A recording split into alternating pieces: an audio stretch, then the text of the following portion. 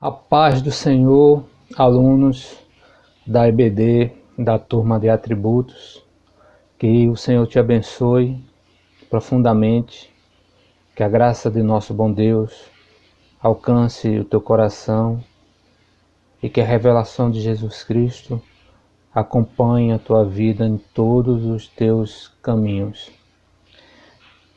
O estudo de hoje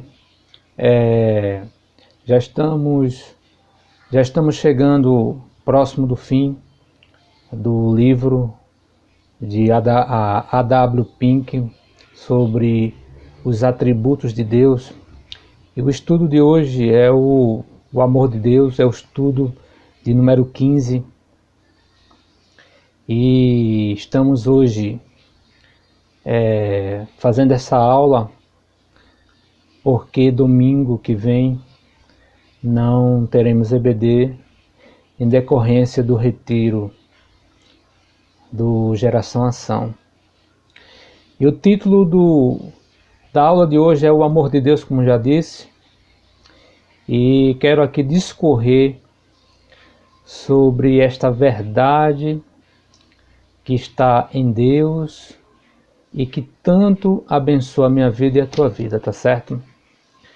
As Escrituras nos dizem 3 coisas a respeito da natureza de Deus. A primeira delas, são 3 coisas que nos falam. A primeira é que Deus é Espírito. João capítulo 4, versículo 24. A segunda é que Deus é luz. 1 João capítulo 1, versículo 5. E a terceira é que Deus é amor. 1 João capítulo 4, versículo 8. Vamos discorrer uma por uma, cada palavra dessa, e tentar fazer com que venhamos compreendê-las, tá bom? Deus é Espírito. O autor A.W. Pink, ele diz que Deus não é um espírito, porque ele diz que no grego não há artigo indefinido, de uma, porque dizer que Deus é um espírito é sumamente repreensível, pois coloca Deus na mesma classificação de outros seres. Quando fala que Deus é Espírito, está falando que Deus é Espírito no sentido mais elevado. Como ele é Espírito, ele também, positivamente, ele não tem corpo, é incorpóreo. Não tem substância visível, tangível. Por quê? Porque se Deus tivesse um corpo que pudéssemos tocar, um corpo tangível, ele não seria onipresente. Ele estaria limitado a um lugar, mas ele sendo o Espírito, ele enche os céus e enche a terra. Então, a maior certeza de que Deus é Espírito é que ele é onipresente. Ele tendo um corpo, ele não poderia ser onipresente. Uma segunda coisa, falando sobre a natureza de Deus, a primeira é que ele é Espírito. A segunda é que Deus, ele é luz. 1 João capítulo 1, versículo 5. A luz aqui é o oposto das trevas.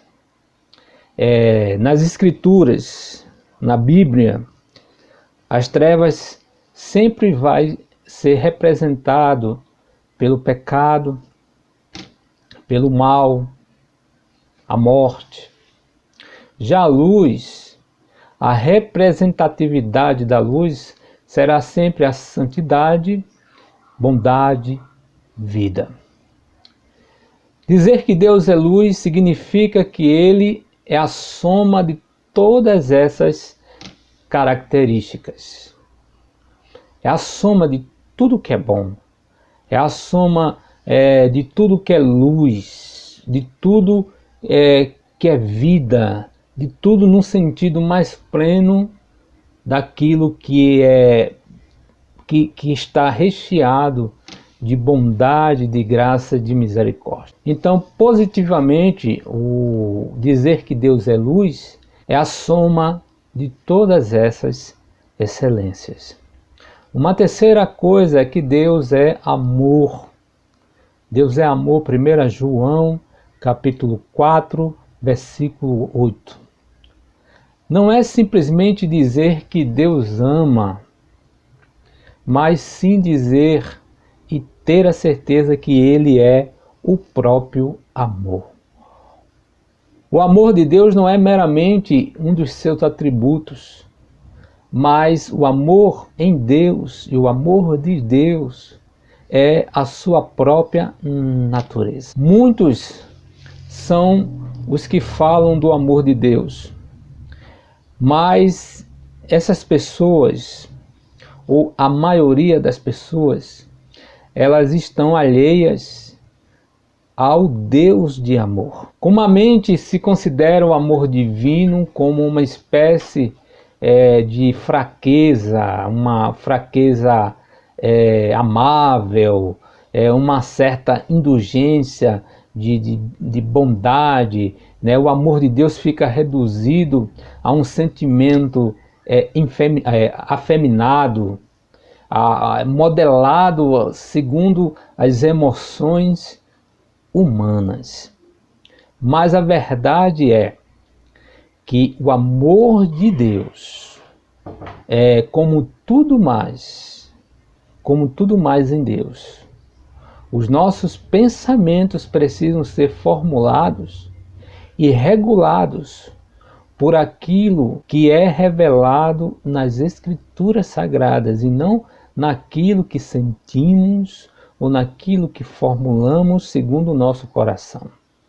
Mas tanto o amor de Deus, como sua justiça, como sua graça, tudo que se diz respeito a Deus, deve ser pautado segundo as Escrituras Sagradas. Que, aliás, há uma urgente necessidade disto, pois a ignorância que geralmente está no meio do povo é o que mais prevalece, né?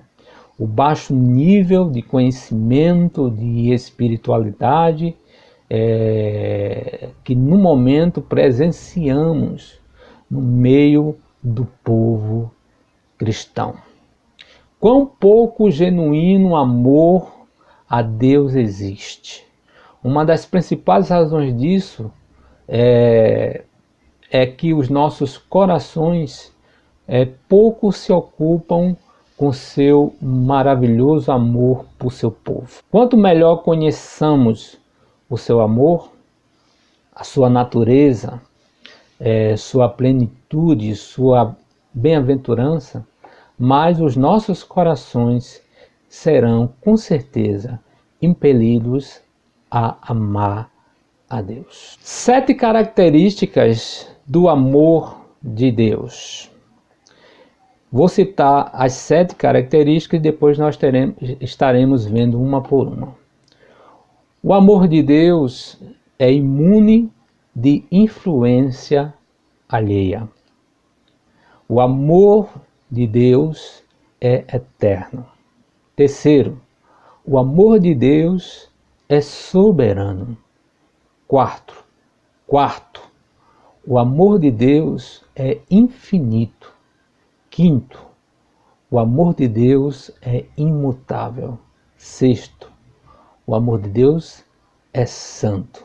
E sétimo, o amor de Deus é pleno de graça. O amor de Deus é imune de influência alheia. Queremos dizer com isso que não há nada nos objetos do seu amor que possa colocá-lo em ação. Não há nada na criatura, não há nada na natureza, não há nada que possa atrair ou impulsionar o amor de Deus. Seu amor é incondicional. O amor que uma criatura tem por outra, com certeza é em algo que tem em um e em outra. É algo existente nelas mesmas. Mas o amor de Deus é gratuito, espontâneo e não causado por nada e nem ninguém. A única razão pela qual Deus ama alguém acha-se segundo a sua vontade soberana. O Senhor não tomou prazer em vós, nem vos escolheu, porque a vossa multidão era mais do que a todos os outros povos. Pois vós éreis menos em número do que todos os povos, mas porque o Senhor vos amava. Deuteronômio 7, 7, 8. Deus amou o seu povo desde a eternidade e, portanto, a criatura nada tem que possa ser a causa daquilo que se acha em Deus desde a eternidade. Seu amor provém dele próprio, segundo o seu próprio propósito. 2 Timóteo 1,9. 1 João 4,19 diz: nós o amamos porque ele nos amou primeiro. Deus não nos amou porque nós o amávamos, mas nos amou antes de nós termos uma só partícula de amor por ele. Se Deus nos tivesse amado em resposta ao nosso amor, então o seu amor não seria espontâneo. Mas visto que ele nos amou quando nós não o amávamos, é evidente que o seu amor não foi, de maneira nenhuma, influenciado. Para que se honre a Deus e se firme o coração do seu Filho, é altamente importante que entendamos com absoluta clareza esta verdade preciosa. O amor de Deus por mim e por todos, a cada um dos que são seus, não foi movido nem motivado por coisa nenhuma em nós. Que havia em mim que atraiu o coração de Deus? Absolutamente nada.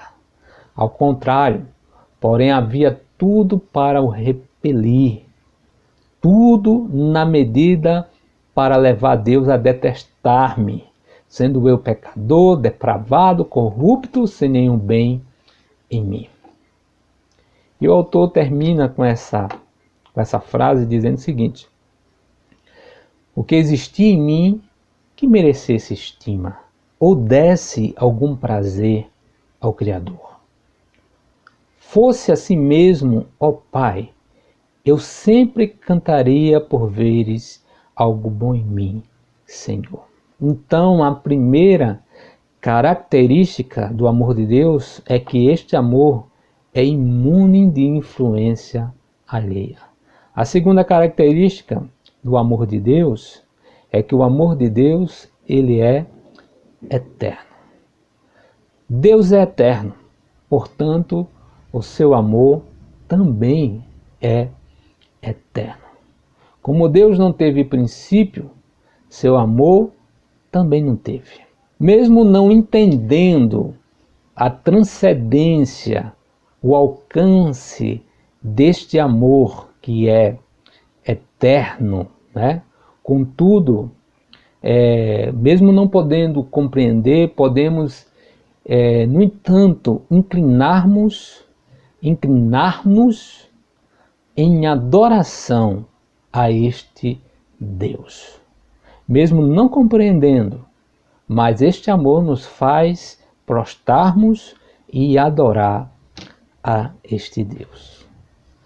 Jeremias capítulo 31, versículo 3 diz: "Com amor eterno te amei, também com amorável benignidade te atraí."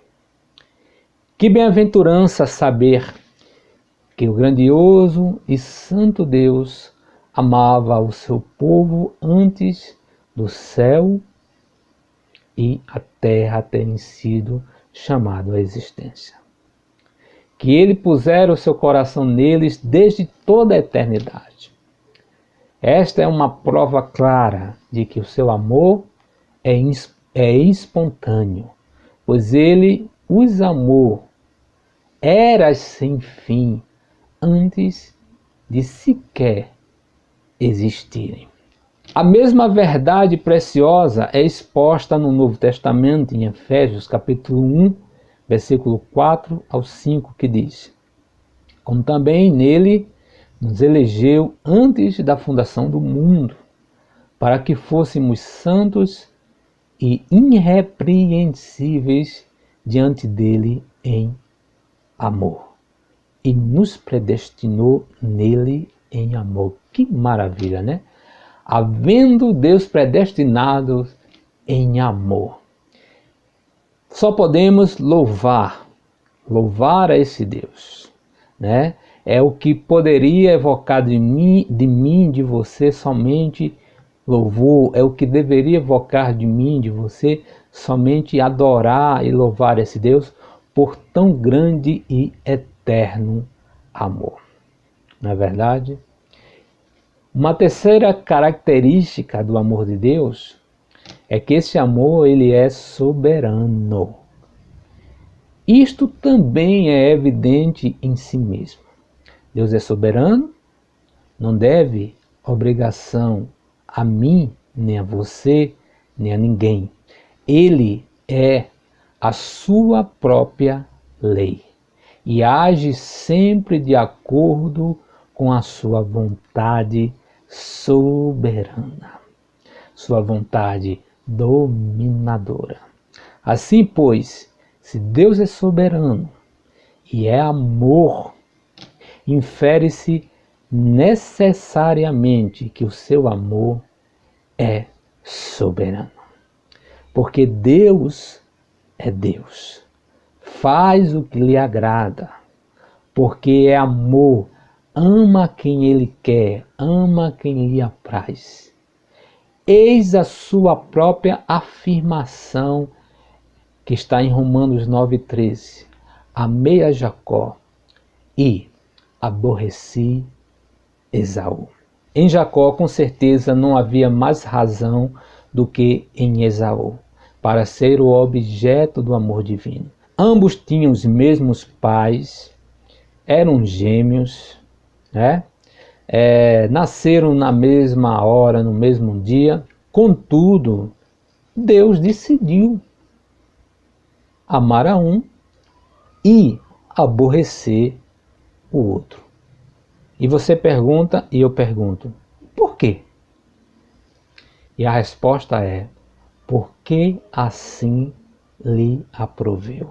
A soberania do amor de Deus infere-se necessariamente do fato de que nada do que há na criatura pode influenciar a Deus. Portanto, afirmar que a causa do seu amor está em Deus é outro modo de dizer que ele ama a quem lhe apraz. Por um momento, suponhamos o oposto. Por um momento, vamos supor o oposto. Suponhamos que o amor de Deus fosse governado por outra coisa, que não seja a sua vontade. Caso em que ele amaria seguindo alguma norma, amando por alguma norma, com certeza Deus estaria subordinado a uma lei do amor. E, portanto, também ele não seria livre, pois Deus estaria subordinado a uma lei. Mesmo que Deus tivesse criado uma lei, porque todas as leis, não é? O senso ético, a fonte é de Deus. Mas se Deus cria uma lei onde ele vai se subjugar a essa própria lei, não é isso? Então ele não seria soberano, porque ele estaria debaixo de uma lei. Deus, ele cria as leis, Deus criou as leis, mas ele não é objeto dessas leis, porque ele está acima da lei. Para você entender isso, por exemplo, a Bíblia diz: não matarás. E nenhum homem tem a qualificação de matar um outro homem. É evidente que a gente vê que as pessoas matam por pouco, mas é pecado. Todo sangue derramado vai ser julgado pelo próprio Deus. Mas está na lei, não matarás. Mas Deus que fez a lei, alguém pode dizer assim, não, Deus tem que cumprir a lei, porque ele fez a lei, mas só que Deus não está subjugado à lei. O único que tem o direito de tirar a vida, de dar a vida, de matar e de fazer reviver, se chama Deus. E por quê? Porque ele não está sujeito à lei. Ele é o Criador e ele faz com suas criaturas o que lhe apraz. Efésios capítulo 1, versículo 4, 5,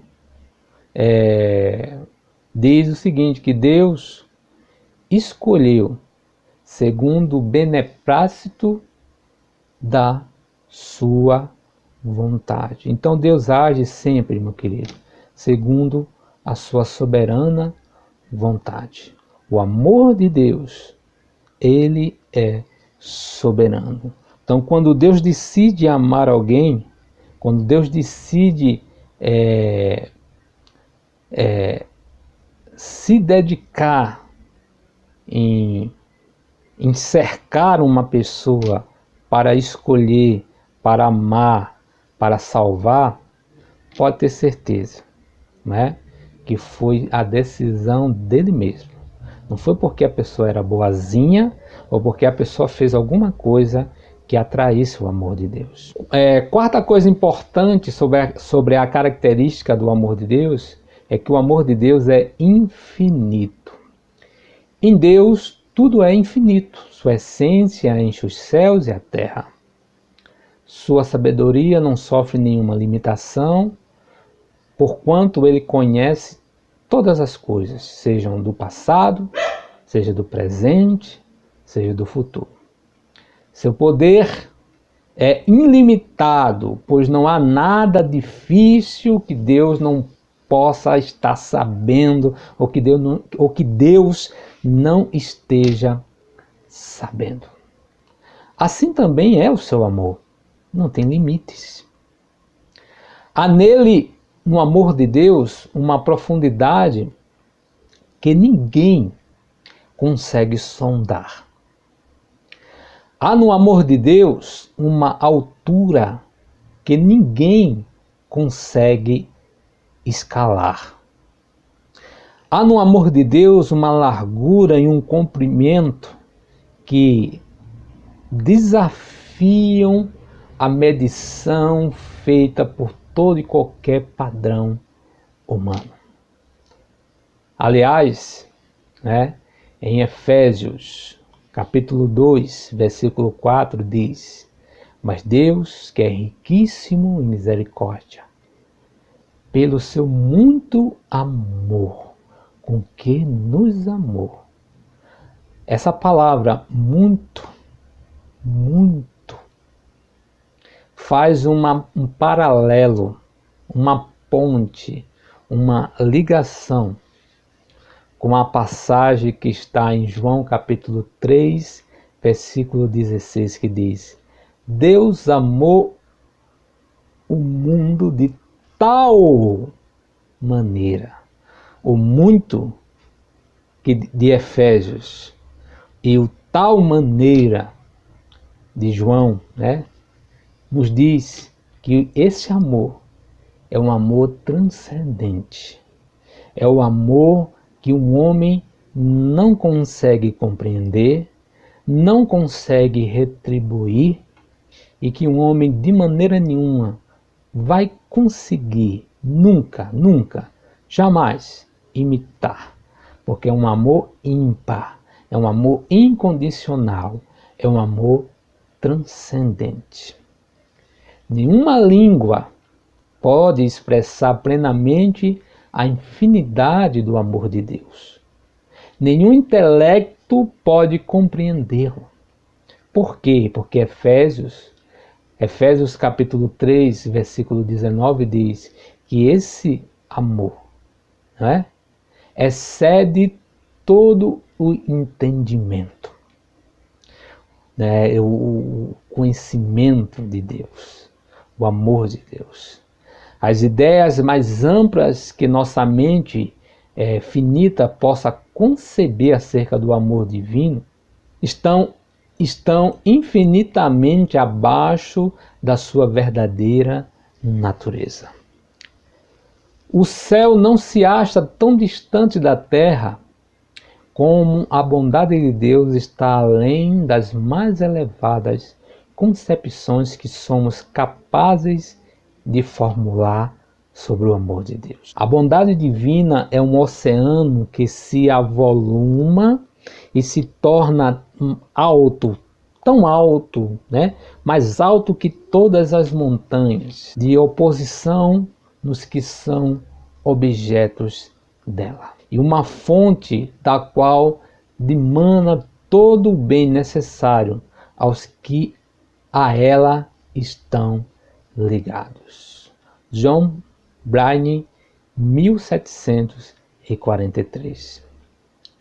Então, nós já observamos que o amor de Deus, ele é imune da influência alheia, o amor de Deus é eterno, o amor de Deus é soberano, o amor de Deus é infinito e, quinto, o amor de Deus, ele é imutável. Como em Deus não há mudança, nem sombra de variação, Tiago 1,17 diz isso, assim também o seu amor não existe mudança, nem diminuição. O verme Jacó dá-nos enfático exemplo disto.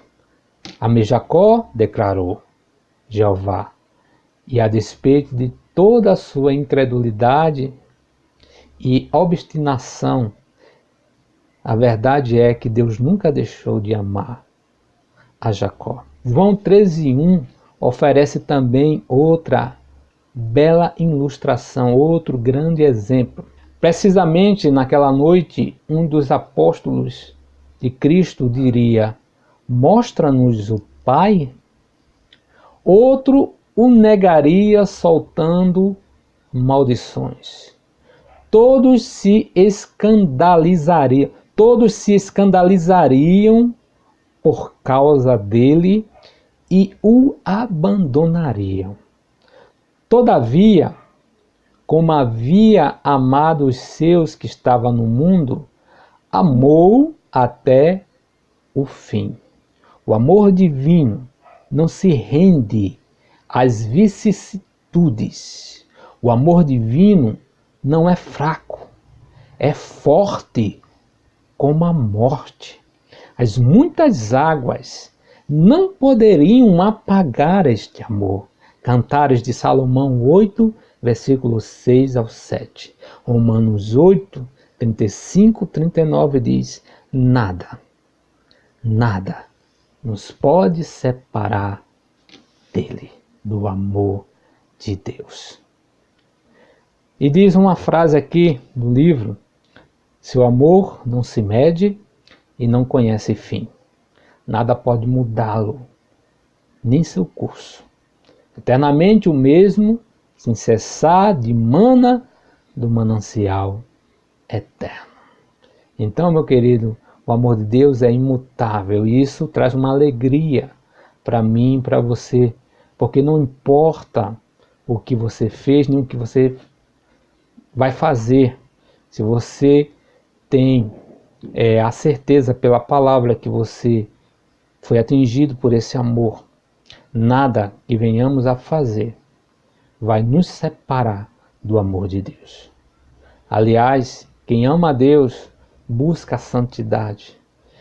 Nada que exista nas trevas, nada que exista no mundo espiritual, nada que exista no mundo físico, nada que existe diante dos nossos olhos ou não, que possa separar-nos do amor de Deus. Por quê? Porque este amor é imutável, ele não muda. Deus, o Deus que me ama hoje, ele me amou com a mesma intensidade no passado e sempre vai me amar com a mesma intensidade no futuro. O amor de Deus é imutável.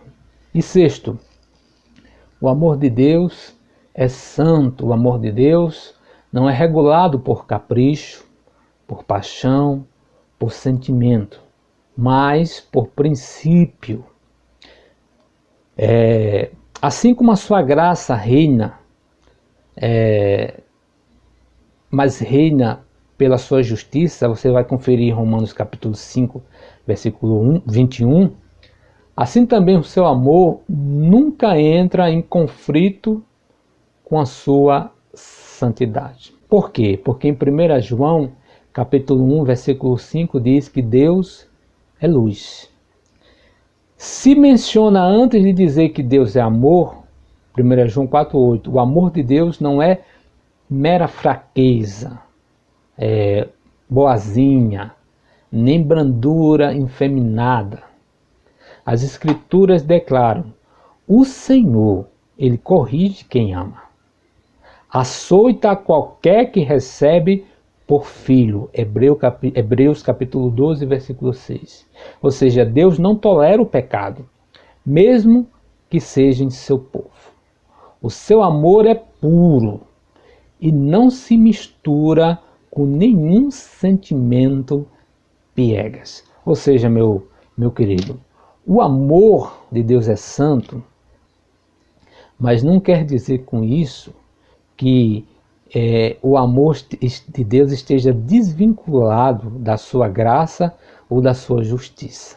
O fato de Deus corrigir, o fato de Deus açoitar os filhos, isso não quer dizer que ele deixou, que ele não ame mais. Mas muito pelo contrário, a maior prova de que Deus ama é quando ele corrige, quando ele permite que certas ocorrências, que certos intempéries aconteçam com seus filhos. Por quê? Porque o Deus que ama, o Pai que ama, está ali cuidando, lapidando, melhorando, amadurecendo os seus filhos, tá bom? Quando eu dou umas palmadas em meu filho ou minha filha, não implica dizer que eu estou odiando eles ou que eu parei de amar, de maneira nenhuma. Por eu amar a ele, é exatamente que eu o açoito, que eu dou-lhe uma correção, porque eu quero o seu melhor, ok? Então, olha, não fica aí dizendo que porque você está passando um momento difícil na sua casa, na sua vida, na tua família, na tua faculdade, ou no teu emprego, que Deus deixou de te amar de maneira nenhuma. Uma coisa não tem nada a ver com a outra. O fato de Deus amar, né?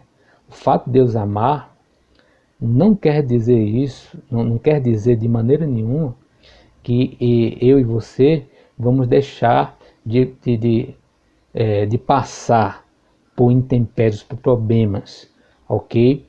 Eu estou doente, será que Deus deixou de me amar?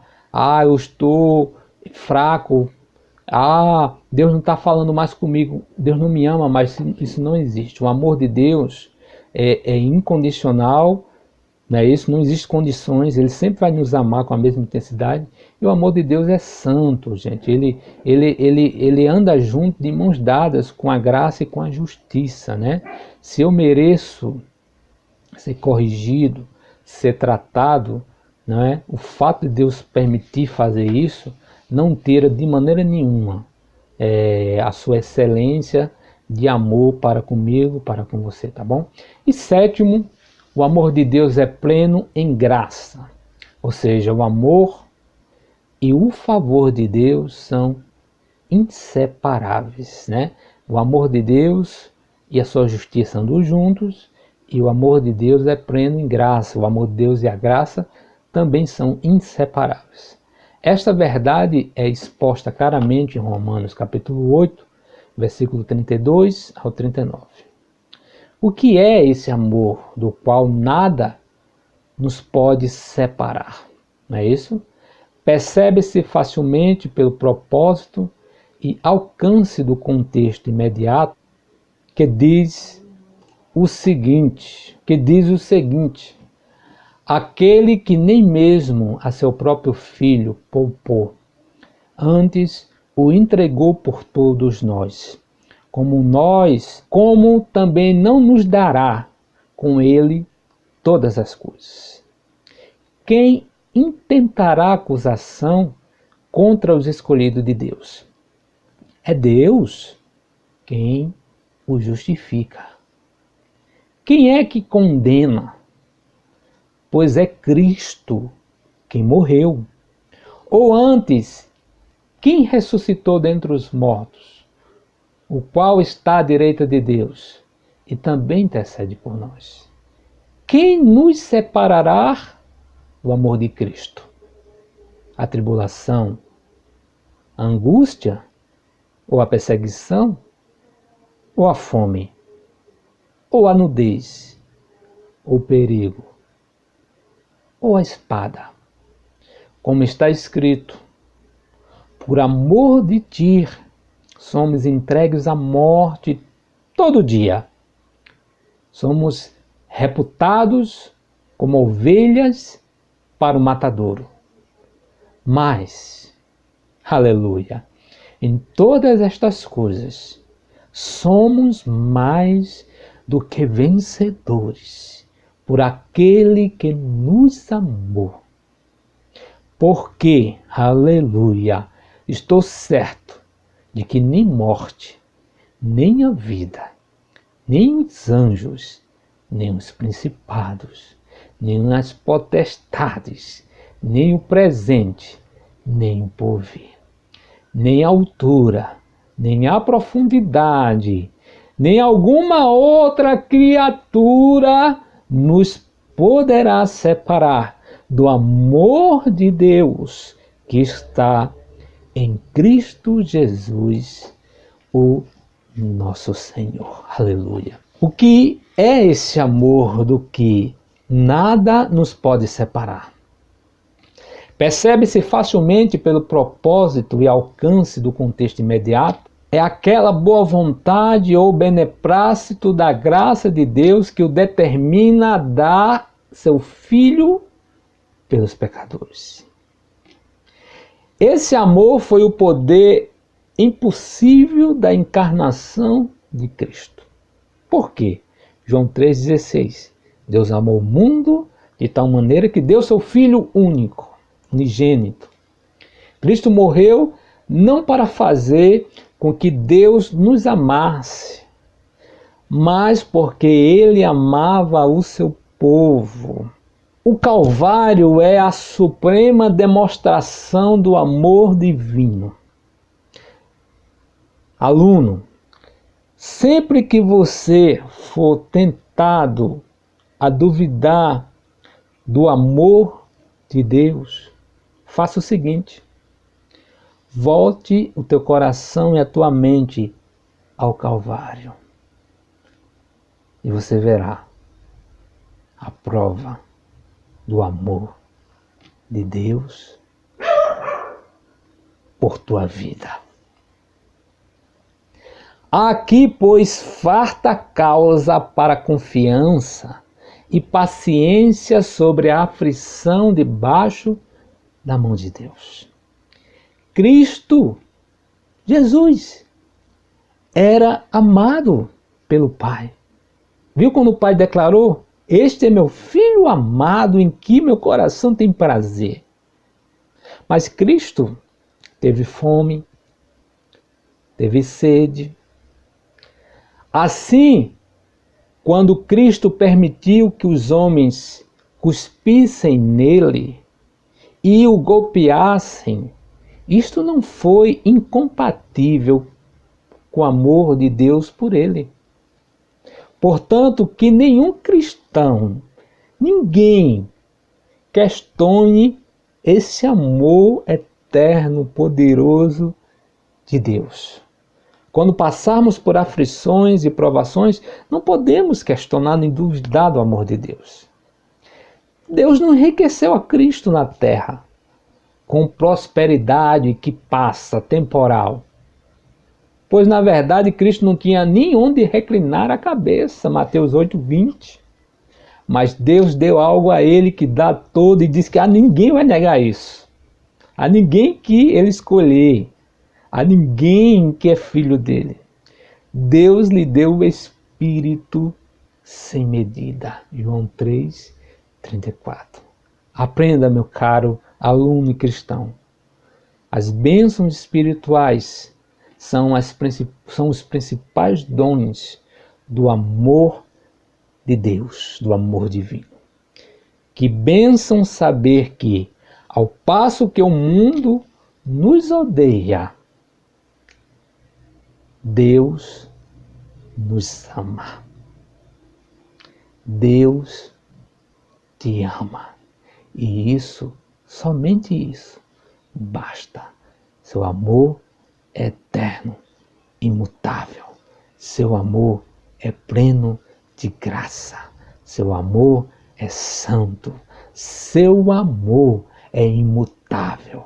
Seu amor é infinito. Seu amor é soberano. Seu amor é eterno e seu amor é imune a qualquer influência. Que o Senhor te abençoe, te guarde, te livre de todo e qualquer mal.